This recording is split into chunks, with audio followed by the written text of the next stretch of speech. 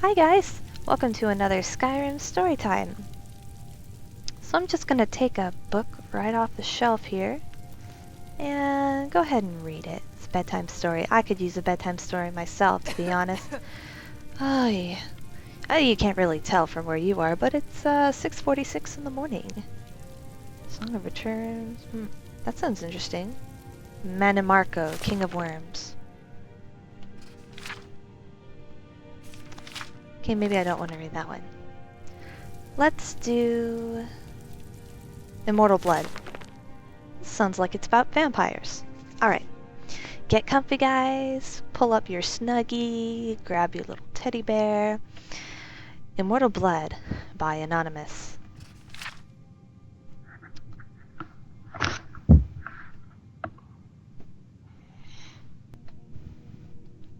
The moons and stars were hidden from sight, making that particular quiet night especially dark. The town guard had to carry torches to make their rounds, but the man who came to call at my chapel carried no light with him.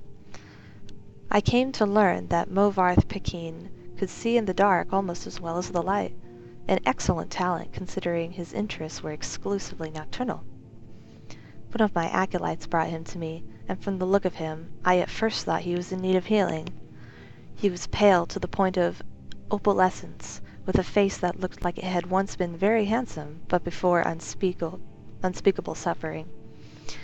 The dark circles under his eyes bespoke exhaustion, but the eyes themselves were alert, intense, almost insane.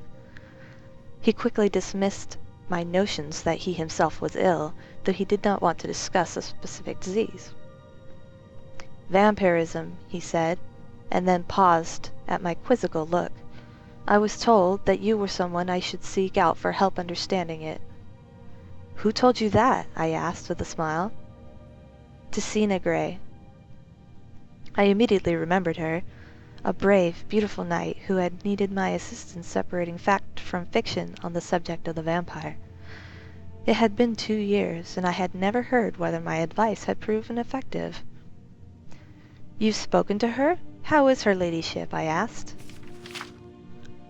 Dead, Marvoth replied coldly. And then, responding to my shock, he added to perhaps soften the blow. She said your advice was invaluable, at least for the one vampire. When I last talked to her, she was tracking another. It killed her. Then the advice I gave her was not enough, I sighed. Why do you think it would be enough for you? I was a teacher once myself, years ago, he said. Not in the university, a trainer in the Fighters Guild, but I know that if a student doesn't ask the right questions, the teacher cannot be responsible for his failure. I intend to ask you the right questions. And that he did. For hours he asked questions, and I answered what I could, but he never volunteered any information about himself. He never smiled. He only studied me with those intense eyes of his, committing every word I said to memory. Finally, I turned the questioning around. You said you were a trainer at the Fighters Guild. Are you on an assignment for them? No, he said curtly, and finally I could detect some weariness in those feverish eyes of his. I would like to continue this tomorrow night, if I could. I need to get some sleep and absorb this. You sleep during the day, I smiled.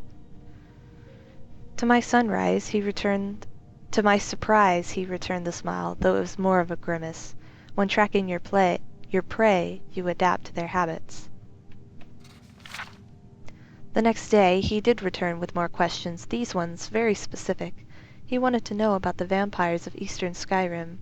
I told him about the most powerful tribe, the Volkihar, paranoid and cruel, whose very breath could freeze their victims' blood in the veins.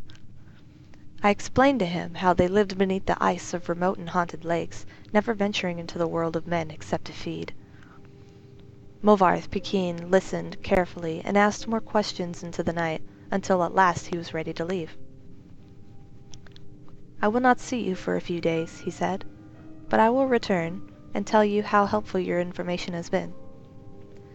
True to his word, the man returned to my chapel shortly after midnight 4 days later. There was a fresh scar on his cheek, but he was smiling that grin, that grim but satisfied smile of his. "Your advice helped me very much," he said, "but you should know that the Volkihar have an additional ability you didn't mention. They can reach through the ice of their lakes without breaking it. It was quite a nasty surprise being grabbed from below without any warning." "How remarkable," I said with a laugh, "and terrifying. You're lucky you survived." "I don't believe in luck. I believe in knowledge and training. Your information helped me, and my skill at melee combat sealed the bloodsucker's fate. I've never believed in weaponry of any kind. Too many unknowns. Even the best swordsmith has created a flawed blade, but you know what your body is capable of.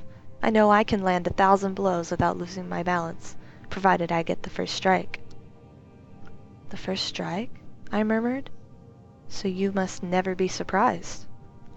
"That is why I came to you," said Movarth. "You know more than anyone alive about these monsters, in all their cursed varieties across the land. Now you must tell me about the vampires of northern Valenwood." I did as he asked, and once again his questions taxed my knowledge. There were many tribes to cover. The Bonsamu, who were indistinguishable from Bosmer except when seen by candlelight. The Kirilth, who could disintegrate into mist. The Yekef, who swallowed men whole. The dread Telbuth, who preyed on children, eventually taking their place in the family, waiting patiently for years before murdering them all in their unnatural hunger. Once again he bade me farewell, promising to return in a few weeks, and once again he returned as he said, just after midnight. This time Movarth had no fresh scars, but he again had new information. "You were wrong about the Kirilth being unable to vaporize when pushed underwater," he said, patting my shoulder fondly. "Fortunately, they cannot travel far in their mist form, and I was able to track it down." You must have surprised it fearfully." "Your field knowledge is becoming impressive," I said. "I should have had an acolyte like you decades ago." "Now tell me," he said, "of the vampires of Cyrodiil." I told him what I could. There was but one tribe in Cyrodiil, a powerful clan who had ousted all other competitors, much like the Imperials themselves had done. Their true name was unknown, lost in history, but they were experts at concealment. If they kept themselves well fed, they were indistinguishable from living people. They were cultured, more civilized than the vampires of the provinces, preferring to feed on victims while they were asleep, unaware. "They will be difficult to surprise," Movarth frowned.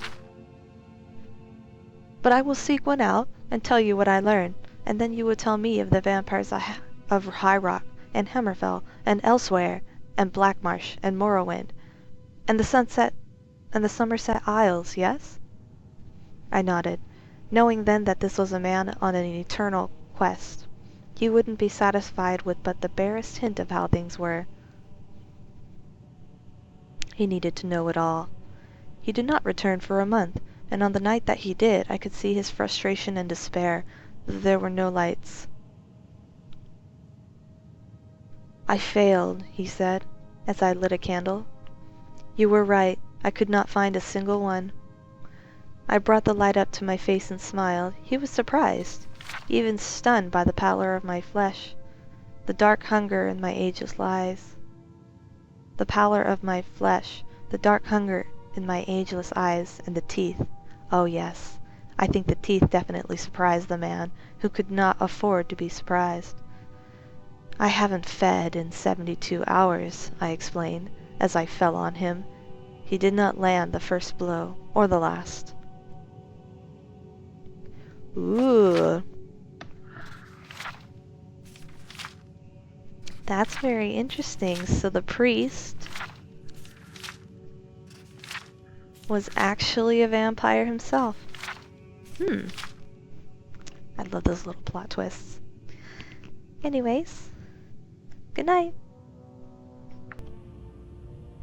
Kolb and the Dragon, an adventure for nerd boys. Page 1.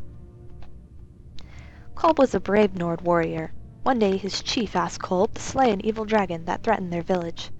"Go through the mountain pass, Kolb," his chief said. "You will find the dragon on the other side." Kolb took his favorite axe and shield and walked to the pass, where he found a cold cave, a windy cave, and a narrow trail.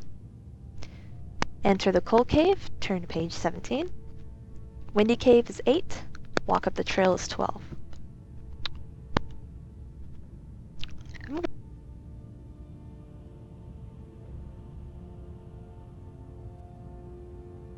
I'm gonna go for the windy cave. So let's turn to page 12. You guys remember these Goosebump books? Choose Your Own Adventure? Climbing up, Kolb found a camp. He met a wise man there who shared bread and showed 2 paths to the dragon's lair. One went through the hills, and the other through marsh. Let's go ahead and do the hills, because marsh doesn't really sound like a great place to take a vacation through. Kolb stepped onto a rocky hill. He could see the dragon sleeping below, and a tavern off a road nearby. Climb down, or visit tavern. I'd like to say we're going to visit the tavern.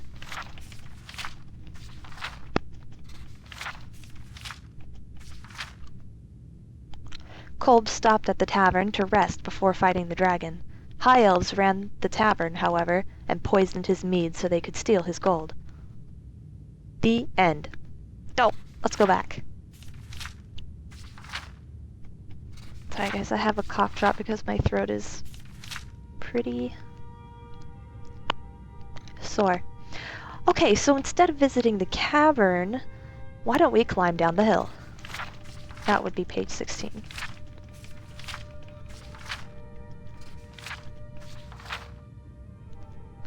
Kolb found the lair where the dragon slept, tendrils of smoke wafting from its nostrils. The air made Kolb's eyes sting, and he nearly slipped on the bones of men, picked clean. The beast lay on its side, the throat and belly both waiting targets. Strike the neck or strike the belly. You strike the belly. I will strike the belly.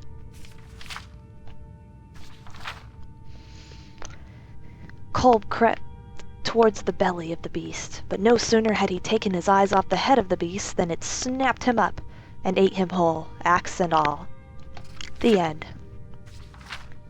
Well that didn't work out quite to our liking. Let's try the neck. Page 6.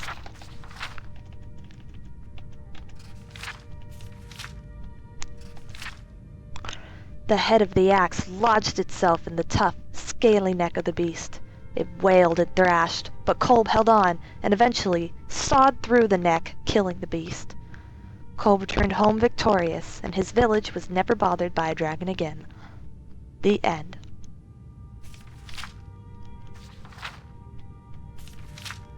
Wow. That was kind of anticlimactic. Why don't we do some different things? Let's go to the cold cave. Kolb took his favorite axe and shield, walked to the pass, where he found a cold cave, a windy cave, and a narrow trail. Enter the cold cave.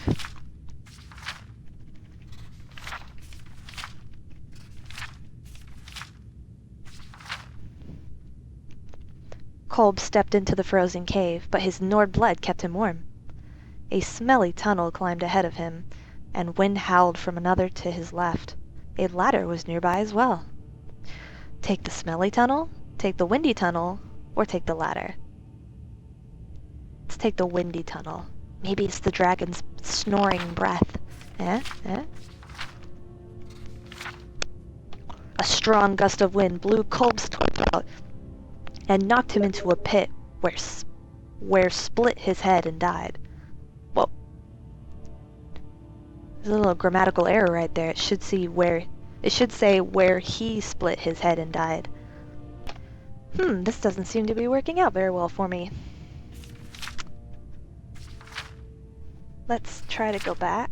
Here we go. Let's take the cold cave on page 17.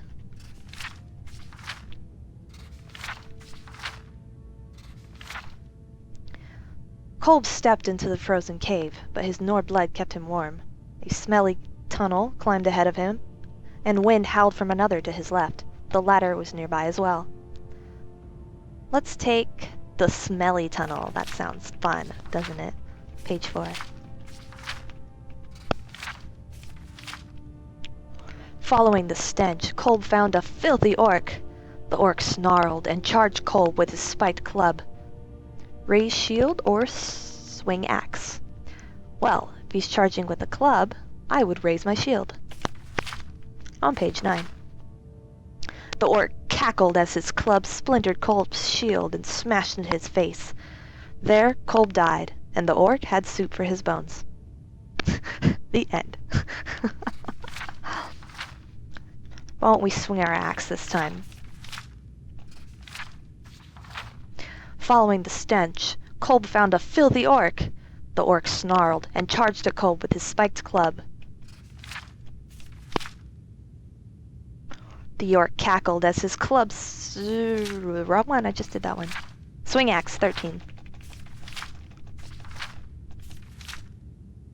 Before the orc could strike, Kolb swung his mighty axe. The orc's head and club fell uselessly to the floor.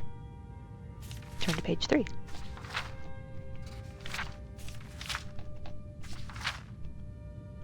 Kolb stepped onto a rocky hill. He could see the dragon sleeping below, and a tavern off a road nearby. Well, we already learned we don't want to go to the tavern. Let's go 16. Does that just give us the same ending as the last one?